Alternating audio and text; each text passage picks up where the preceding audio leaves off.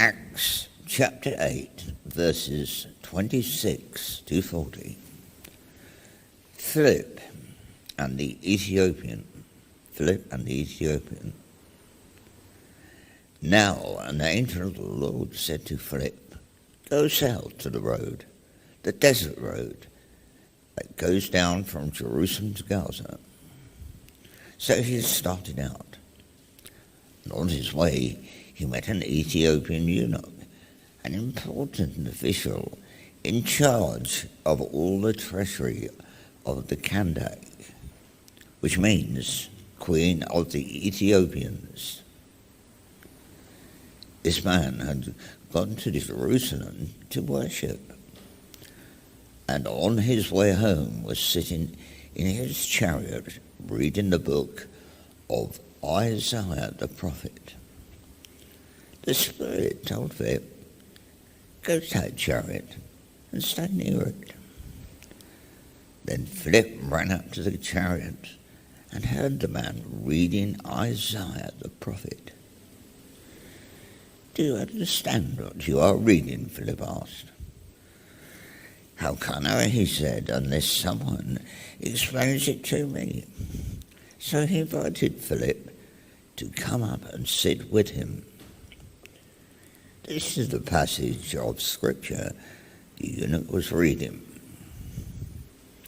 "He was led like a sheep to the slaughter, and as a lamb before its shearer is silent, so he did not open his mouth.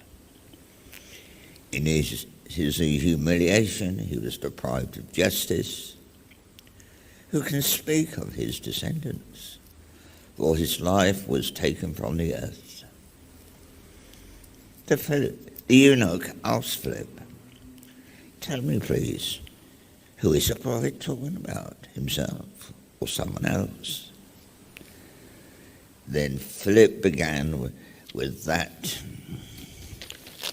very passage of Scripture and told him the good news about Jesus. As they travelled along the road, they came to some water, and the eunuch said, "Look, here is some water. What can stand in the way of my being baptized?" And he gave orders to stop the chariot. Then both Philip and the eunuch went down into the water, and Philip baptized him. When they came up out of the water, the Spirit of the Lord suddenly took Philip away, and the eunuch did not see him again, but went on his way rejoicing.